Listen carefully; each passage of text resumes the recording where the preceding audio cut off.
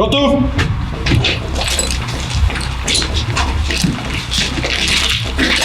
Siemano, ja jestem Ograwek Sok. Dzisiaj przerobimy sobie korytarze, poruszanie się po nich w podstawie, jeśli chodzi o karabiny i pistolety maszynowe i czarną taktykę. Zacznijmy sobie może od podstawy, jeśli chodzi o karabin czy tam pistolet maszynowy. Postawa, jeśli chodzi o nogi, tak jak z bronią krótką, która była w innym odcinku. Nogi powiedzmy troszeczkę dalej rozstawione niż szerokość barku. Lufa trzymana około 15 stopni poniżej linii celowania, poniżej naszego wzroku, dlatego że jeśli by pojawił się jakiś nowy cel, ewentualnie kontakt, zawsze możemy delikatnie unieść, oddać strzał, skanować i możemy jechać dalej, tak? Ale jeśli chodzi o samo poruszanie się. Jeśli chodzi o ruch taki, który zapewni nam największą skuteczność, jeśli chodzi o celowanie, oddawanie strzału, ewentualnie eliminację wrogów. Broń w celu, oczywiście na tak krótkim dystansie jak korytarz czy pomieszczenie powiedzmy 3-metrowe nie musimy zgrywać przyrządów celowniczych, żeby oddać strzał. To może być intuicyjne, tak? Powiedzmy 2 metry do przeciwnika, podnoszę strzał, czysto, tak? Więc tutaj broń spokojnie może być opuszczona i stąd możemy oddawać strzały i tak.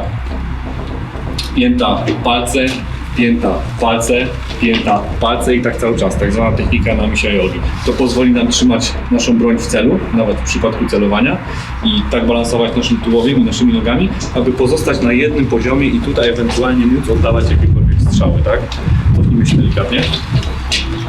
Można też zrobić to na tempo, czyli coś, kto trenuje czarną taktykę, strzelania, strzelnicy i tak dalej, może na przykład strzelać, co da nam jeszcze większą skuteczność, na jedną nogę, tak zwane strzelanie na tempo.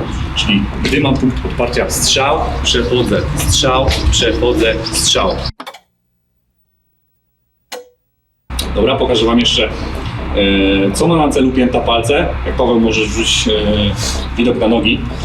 Idąc pięta, palce, gdy natkniemy się na jakąś przeszkodę, spokojnie możemy ją, skanując gdzieś tu pomieszczenie, jakiś obszar przed nami, spokojnie możemy albo ją przekroczyć, nie łamiąc, nie wydając żadnych dźwięków, iść dalej. W przypadku chodzenia do tyłu sytuacja ta sama, tak? Czyli cofam nogę, palce, pięta. I tutaj widzicie, nadepłem na przeszkodę, więc albo przechodzę, idę dalej, albo cofam, idę dalej, tak? W przypadku odwrotnym, jeśli byśmy tego nie zastosowali i chodzili tak zwyczajnie jak chodzą ludzie, czyli pięta, palce, pięta, dochodzę do momentu, gdzie mogę zahaczyć o jakąś, nie wiem, wykładzinę, dziurę, jakąkolwiek inną przeszkodę, tracę równowagę, przewracam się, rzucić do góry. W przypadku, gdy przewracam się z pistoletem maszynowym i jakimś tam adrenalinie, tak, wciskam spust i idzie seria po suficie, gorsze, jeśli przed sobą mam swoich kolegów czy kumpli z oddziału, tak. Jeszcze postawa w takim przypadku, gdzie powiedzmy tamta ściana jest zabudowana, nie ma tam żadnego pomieszczenia, nie musimy tam wchodzić, a będziemy obrabiać pomieszczenia typowo po tej stronie, czyli powiedzmy sobie następne drzwi, zawsze ustawiamy się miednicą skręconą w stronę ściany, tak że ewentualnie i widzę obszar przed sobą, ewentualnie dwójka trzyma mi ten kierunek, złap sobie kierunek. Tak, i wtedy już mogę nastawiać się do krojenia i oczywiście technika na misia jogi, tylko mniej więcej skręcony, co też mi dodaje. Ewentualne dziury, przez które ktoś może wystawić broń, strzelić, rzucić granat, czy dymny, czy hukowy, czy zwykły. Mam to po prostu bardziej w zasięgu wzroku, wystające pręty, które też mogą być jakimiś linkami naciągu od materiałów wybuchowych. Też szybciej to zobaczę, niż będąc skupiony cały czas na celu przed sobą. To tak naprawdę ten obszar w przypadku adrenaliny, nie wiem czy zrobiliście temat, ale sobie wrzućcie widzenie tunelowe, tak? Widzimy tylko to, co jest przed nami, wszystko inne jest rozmazane, wysoka adrenalina będzie to powodowała, więc gdy skręcimy się troszeczkę w stronę ściany, gdzie będziemy wchodzić do pomieszczenia, oczywiście nie dam 100% pewności, że coś zobaczymy, ale na pewno większe prawdopodobieństwo. Dobra, przy okazji jak jesteśmy przy temacie chodzenia, nigdy nie będę chodził sam po pomieszczeniach, czy SPKP, czy BOA, nigdy nie chodzą samemu, bo zawsze jest to kilka osób, w zależności oczywiście od tego, ile osób będzie do zatrzymania, jak rozbudowana będzie akcja i tak dalej. My dzisiaj jesteśmy tylko we trzech, proste pomieszczenia, tak jak Wam dzisiaj pokażemy, można zrobić we trzech, nie ma z tym problemu, zazwyczaj tych ludzi jest więcej. Wiecie, że mogą być takie przypadki, że ktoś nas się po prostu spodziewa, drzwi są zamknięte, zareglowane, wtedy na końcu na pewno zawsze będzie szedł tak zwany ciężki, czyli osoba z młotem, młotem, łomem, sztilem do przecięcia drzwi.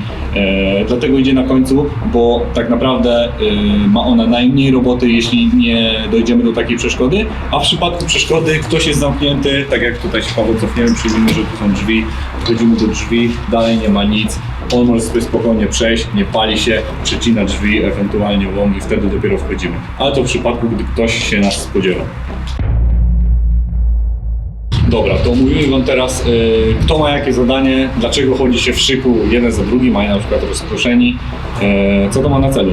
Więc tak, ja jestem umownie można to nazwać jedynką, tak? I będę stale jedynką, bo zobaczycie później, że moja rola z czasem trwania akcji i z jej przebiegiem będzie się zmieniała.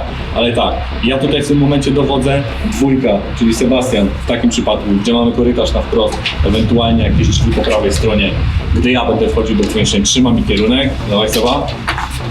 On jest do mnie przyklejony barkiem, tak żeby on i ja, żebyśmy zajmowali jak najmniej powierzchni, więc on jest za mnie schowany. Nie może sobie stać obok Stanisława po prostu. Widzicie, już jest większy obszar, ktoś wychodzi, strzela, ma większe prawdopodobieństwo trafienia większego. Więc tak, on jest schowany, wychyla się za mnie, najważniejsze. Jego lufa nie może być przy moim uchu, także nie może być aż tak bardzo z tyłu. Każdy wystrzał, wiadomo, ochrona słuchu i tak dalej, to wszystko będzie podnosiło adrenalinę, ewentualnie uszkadzało jakiekolwiek zmysły. Więc lufa jest troszeczkę przede mną, przed wysokością mojego ucha. On trzyma mi kierunek na wprost. Ja będę zajmował się tym wszystkim, ewentualnie ja mogę zmieniać komendy i ja wydawać mu polecenia, co ma robić i on, jeśli zobaczy, że ja nie ogarniam i nie wiem, poczuwam emocji czy jakichkolwiek innych bodźców, wiecie, często w takich akcjach mogą brać udział dzieci czy jakiekolwiek inne zagrożenia asymetryczne, może spowodować, że stracę skupienie i po prostu nie będę wiedział, co robię. Wtedy on przyjmuje dowodzenie, odpycham je do tyłu, zajmuję moją pozycję i idziemy dalej, tak? A ja ląduję wtedy na końcu. Przejdziemy do trzeciej osoby, my jesteśmy we dwóch, no i Seba. I trzecia osoba, on mi trzyma kierunek na wprost, na razie nic innego więcej nie trzeba pilnować, do pomieszczenia będziemy wchodzić. Mam jeszcze osobę trzecią, w tym przypadku Tomka, który tak, wyjdzie ktoś z przodu, zacznie strzelać, my we dwóch musimy go zasłonić. Spokojnie nasze dwie jednostki broni karabinów plus ewentualnie krótkie jednostki broni sobie z tym poradzą. On będzie przejmował inicjatywę, gdy pojawi się jakieś większe zagrożenie. Stań sobie na chwilę na jedynce. Umownej oczywiście. Jesteśmy tu.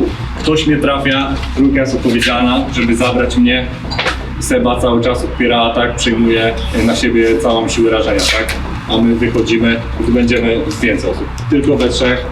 No, ja czekam po prostu na dogodną sytuację, żeby mnie ściągnąć, tak? I trójka w takim przypadku, karabin w górę, ewentualnie w dół, tak żeby w nas nie celować.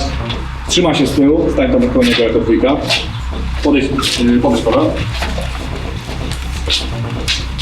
Trójka trzyma się z tyłu, daje im tylko kontakt poprzez klepnięcia, że jestem, czuwam, gdyby coś się wydarzyło, wskakuję i działam. Ewentualnie mówię, nawet trójka może poprawiać dwójkę, jedynkę, gdyby coś nie ogarniali, tak? No dawajcie panowie, idziemy. Ja jestem tutaj, broń sobie spokojnie trzymam, daję im tak? Jeszcze przed wejściem do pomieszczeń dwa słowa, jeśli chodzi o komunikację.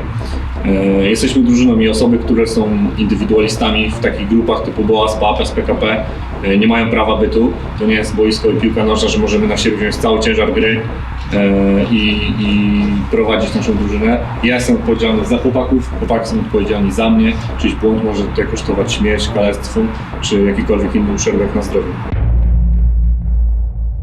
W temacie komunikacji mamy jakieś międzynarodowe i podstawowe zwroty, ale oczywiście jeśli działacie w grupie, wszystko dogracie sobie na bieżąco. Nie chodzi o to, żeby używać schematów, najważniejsze, żebyście wy rozumieli siebie nawzajem i tak naprawdę doszli do takiego poziomu wytrenowania, żebyście rozumieli się bez słów.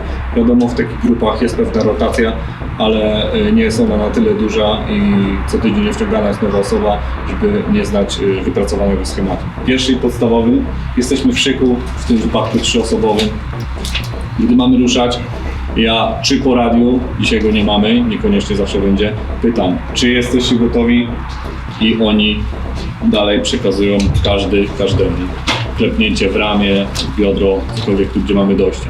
I jeśli gdzieś po drodze zapytam gotowi i czujesz, że przed pewien czas ten klep nie wrócił, to znaczy, że nie są gotowi. Może to być niedoładowany do końca magazynek, jakiś problem z bronią, awaria.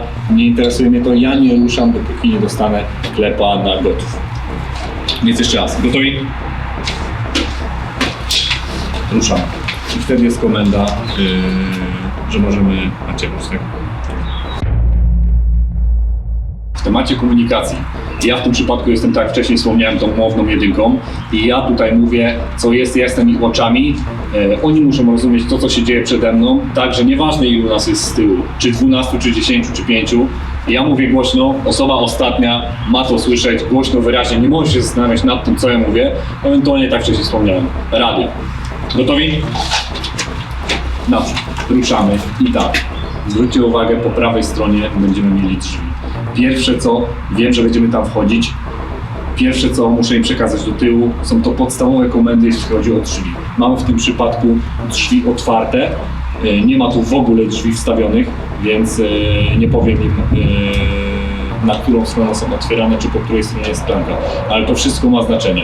Drzwi otwierane do jednej strony będziemy szturmować inaczej pomieszczenie, drzwi otwierane do drugiej strony będziemy szturmować inaczej pomieszczenie, więc mój komunikat w tym przypadku prawo, drzwi otwarte. Nic więcej. W kolejnych odcinkach więcej z czarnej taktyki, więc śledźcie nas koniecznie, wbijajcie na Facebooka, Instagrama, wszystkie linki dostaniecie w opisie i w odnośnikach. Zostawcie jakiś komentarz, czy taka formuła Wam się podoba, czy mamy więcej wychodzić poza studio i co, trzymajcie się.